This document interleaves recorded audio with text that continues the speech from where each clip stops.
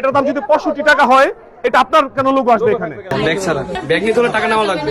আরং পুরাই ফালতু। আরংকে সবাই বয়কট করেন। তুমুল বাকবিতণ্ডার এই দৃশ্যটি জনপ্রিয় ব্র্যান্ড আড়ং-এর একটি শোরুমের, যা ইতোমধ্যেই সামাজিক যোগাযোগ মাধ্যমে ব্যাপক ভাইরাল হয়েছে। 2 মার্চ নারায়ণগঞ্জ আড়ং শোরুমে ক্রেতা ও বিক্রয় কর্মীদের মধ্যে তর্কের এই ভিডিও ছড়িয়ে পড়ে অনলাইনে।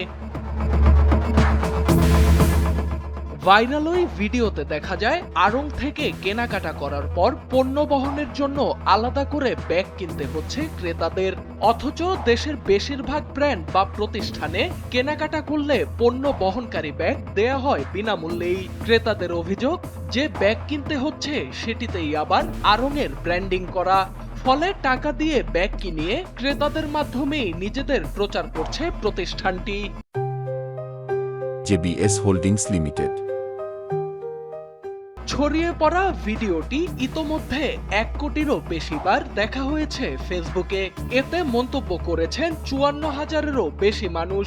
মন্তব্যগুলোর বড় অংশেই আড়ং-এর বিরুদ্ধে নানা অভিযোগ তুলেছেন ব্যবহারকারীরা। কেউ কেউ আবার প্রতিষ্ঠানটি বয়কটেরও ঘোষণা দিয়েছেন। এদিকে ফেসবুকে আরো কয়েকটি পোস্ট নিয়েও সমালোচনার মুখে পড়েছে আড়ং। ক্রেতা সেজে আড়ং-এর একাধিক আউটলেটে যায় এনপিবির প্রতিবেদক। সেখানে দেখা যায় অনেক ক্রেতাই পণ্যের দাম ও মান নিয়ে অসন্তোষ প্রকাশ করছেন। তবে ভাইরাল হওয়া ভিডিওটি এখনো নজরে আসেনি বলে জানিয়েছে জাতীয় ভোক্তা অধিকার সংরক্ষণ অধিদপ্তর। সংস্থাটির অভিযোগ ও তদন্ত বিভাগের পরিচালক মোহাম্মদ আজিজুল ইসলাম বলেন, প্রতিদিনই বাজার তদারকিতে অভিযান চালানো হচ্ছে। তবে আড়ং-এর বিরুদ্ধে এখনো পর্যন্ত কেউ আনুষ্ঠানিক কোনো অভিযোগ করেননি।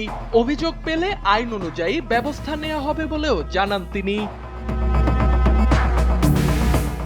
এদিকে নাম প্রকাশে অনিচ্ছুক আড়ং-এর একজন ঊর্ধ্বতন কর্মকর্তা এনপিবিকে জানান, সামাজিক যোগাযোগ মাধ্যমে ছড়িয়ে পড়া একাধিক ভিডিও তাদের নজরে এসেছে।